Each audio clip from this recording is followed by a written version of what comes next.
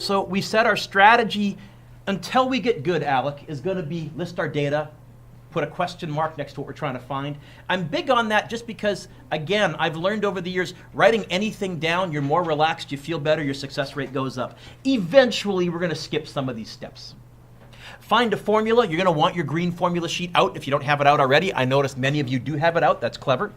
You may end up memorizing this unit because you look them up so much. That's the only reason you should memorize them, because you look them up so much. We're going to insert the numbers, rearranging the equations with this weird formula manipulation shtick, and calculate the answers. Generally, if it's a two-part question, like a part A and a part B, first thing I do is draw a line down the middle of the page, because, again, I've written something down, I feel better. So I said to you last day, there's 5 quantities: V initial, V final, acceleration, distance, and time. Any 3, you can find the 4th one, and then find the 5th one. So you need 3 things to start out. We swam with dolphins. We looked at a car twice. We did a slide. This was a really complicated question because we had to divide it into on the slide and on the ground. How did I know? Because there was 2 distances given in this question, which suggests 2 trips, which suggests 2 completely separate systems. This is where we paused. I wanted to give you a couple of neat applications.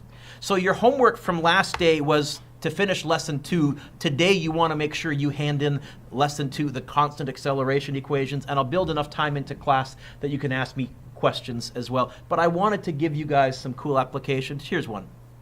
A jet airliner needs a takeoff velocity of 288 kilometers per hour. Ding, ding, ding, ding, ding, ding, ding, ding, ding. My brain just went, hey, I'm going to do a conversion. Probably. To safely leave the ground, if a jet's engines can accelerate the jet forward at 3.5 meters per second squared, what's the minimum length of the runway? Let's design an airport. How long does a runway need to be? Okay. Anybody not have the notes? We're all there? What's this question asking me to find? Let's write down D equals question mark. Oh, hit the wrong button. Come on. Zoom back. Click, click, click. So,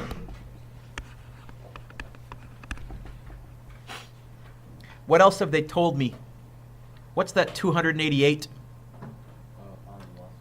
Final, to safely leave the ground, that would be your final velocity. So I'm going to write VF equals, I don't like the units, so I'm going to write kilometers per hour, and I'm going to do the conversion right now.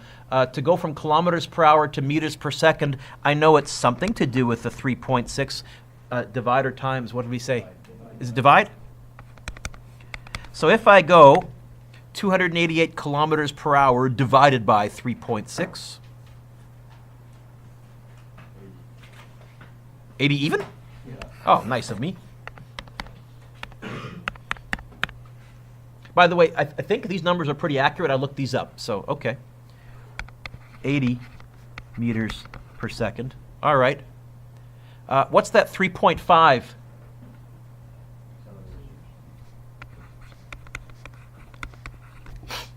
How many things do I have? 2.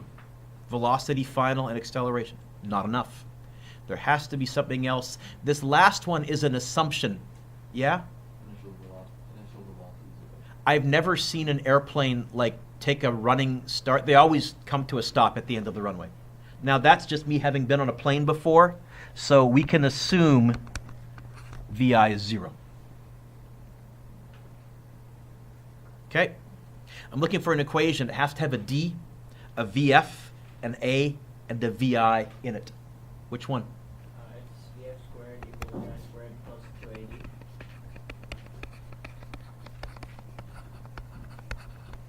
What do I want to get by itself? The D, I'll put a red dot above it just so you guys can see what I'm staring at. How do I do this? I look at what I'm trying to find. I go to the other side. What's going to drop down like a domino? VF squared. I do that first so I have a reference, okay? So I take care of that. I know that ain't going anywhere. Everything's going to be added or subtracted or divided or times to that thing. I need to deal with the VI squared and the 2A. And remember, the order we do this in is reverse bed mass. So we do any adding or subtracting first. So what am I going to do next? minus VI squared. In my mind, I see the 2AD drops down. I just imagine it there. What am I trying to get by itself? The D. So what else am I going to do? I need to deal with the 2 and the A. What? Okay? So there's sort of breadcrumbs, sort of hints in the question as to how you can rearrange the equation. Apparently, this is yet another equation. Don't write this down. I won't let you write this down. I'm going to make you figure this out. But you'll get the hang of this. You will. All right. So we did our data. We found an equation. Rewrote it. Now we insert the numbers. It's going to be 80 squared minus 0 squared all over 2 times 3.5. I can't remember if I mentioned this last class or not. When I handwrite, Sasha, I use brackets to show times because I think that's clearer. On my calculator, I don't use brackets to show times. It's too easy to lose track of brackets. I use times, the times button, to show times. Also, it's less typing. A bracket's 2 buttons, times is 1 button. Yes, I count these things out. Is this a fraction? Everybody say yes. More than one thing on the top? Brackets. More than one thing on the bottom? Brackets. So on my calculator, hopefully by now you have got a good calculator. Bracket, open the bracket up. 80, hit my x squared button, minus 0 squared. Now, you know what? Probably I technically didn't need to type the 0 squared. I'll do it just so you can see that I thought of it, but if I was doing this myself, I wouldn't bother going a minus 0 squared. I'm not going to change anything. Divided by bracket 2 times 3.5. 914.2. How many sig figs should I go to in this question? Okay, so I'm going to go 914 meters. That's the minimum length. That assumes that you get your tires at the very, very beginning of the runway and you take off right when your tires hit the end of the runway. We would never build one like that. I'm willing to bet they probably triple the length or even have a bigger safety margin than that. Also, though, this is taking off in still air. We watched in the last unit when we did relative velocity, we saw that planes want to take off into the wind because you don't need to go so fast. In fact, we saw that a plane could take off with 0 ground velocity. It's all about your wind velocity. So really, they need to have a wind velocity of 80 meters per second. If you got a wind blowing this way, you don't have to get going on the ground quite so fast. That's a wind. Duh. That's a... No? Okay. Tough audience. Wind? Duh. Oh, okay. And I tend to put a box around my answers just because you don't have to. I won't take marks off if you don't. It's to have it. So that's one application. Design. You could do something similar if you're designing, for example, a drag racing track and you know how fast the cars can decelerate and what top speed they're going to hit. How long do I have to build the deceleration portion of the track? Find the minimum length and then either double it or triple it for a safety margin or whatever. There's all sorts of things we can do. Accident investigation, crime scene forensics. Not body forensics, but accident scene investigation is also a nice application here. So an RCMP officer is investigating a car crash. At the scene of the accident, there are skid marks that are 32.5 meters long. The driver of the car was speaking on a cell phone during the accident, and the cell phone records the sound of the skid for 1.2 seconds. The speed limit on the road was 60 kilometers per hour, and the driver says he was not speeding. Should this driver be charged with speeding? Now here, this is an application question that's a bit more obscure. What's this question want me to calculate? If I'm going to charge this driver with speeding, what do I need to, or not, prove their innocence, what do I need to know? Which velocity? I disagree.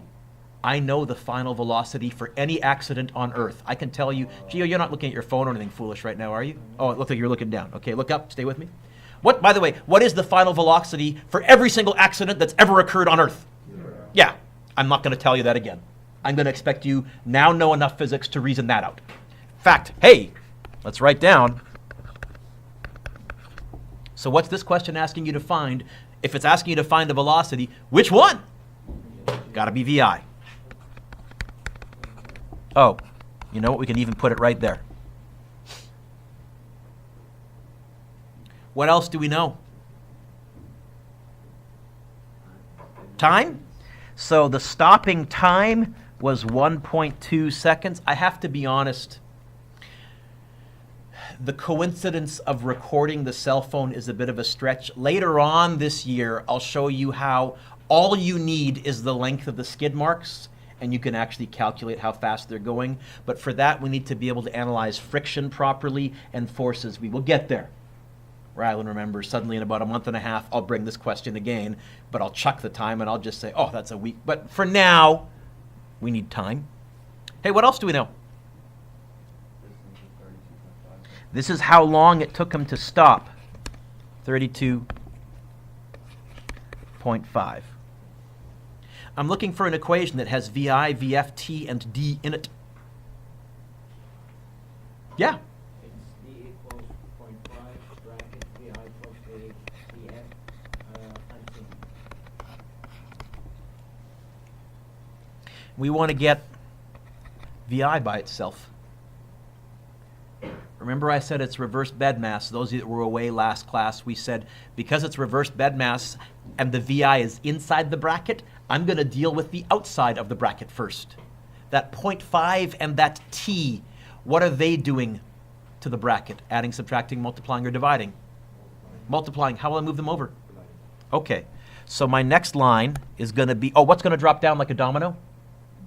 The other side, the D. And it's going to be divided by 0.5 T. And that equals VI plus VF. What do I want to get by itself? Yeah. How would I move that plus VF over? So I'm going to go cross it out. I can fit it in like that. If you can't, you can always, you know what, I'll rewrite it because I lost you guys with that. That was sloppy. So minus VF. So the equation that I'm going to end up with is distance divided by 0.5 T minus VF equals VI. Now, what is VF in this case? 0. I'll write it. I won't type it. Let's plug and chug. VI is going to be the distance, 32.5 divided by 0.5 times, what was the time? 1.2? Minus 0. Am I going to bother typing the minus 0? No. So all I'm going to type is that. Is that a fraction? Yeah. Bree says, is there more than one thing on the top? Say no. Is there more than one thing on the bottom? Brackets around the bottom. I've gone on my rant about getting a good calculator, yes? This is why. And by the way, these are some of the least complicated expressions we'll be typing in this year. We'll get far more complicated when we get to force equations and relativity. My rant about getting a good calculator was worth it. If you still have a lousy one, Santa Claus might give you a nice one if you ask nicely. Oh, I don't need a bracket on the top. 32.5 divided by 0.5 times 1.2, close bracket. 54.166. So was this person speeding if the speed limit was 60? Oh. Oh.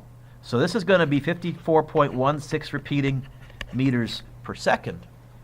We need now to convert this to kilometers per hour. Okay. It's going to be 54.163 times or divide?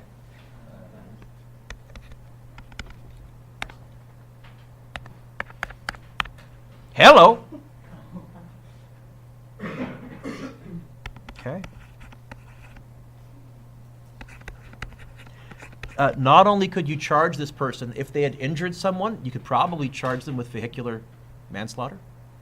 Oh, and this is the minimum speed they were going, because this is how fast they were going starting with the skid mark. Could they have slowed down without skidding for a while too? Yeah. So you could argue legitimately with this data in a court of law, you could prove that this was the minimum speed that this person was traveling in the 60 zone.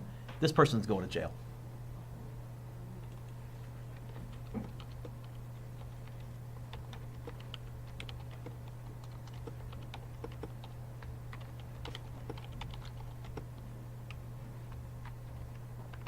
Yep. $200. Oh, sorry, that's a Monopoly reference. But yeah, we can say this.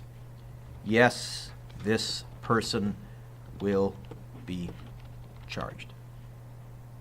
Mr. Dewick, what if the cell phone hadn't picked up the sound of the skid marks? We can get there too. We just don't have the physics to handle that yet. I got to introduce Newton's laws of motion and forces. We'll get there. Okay?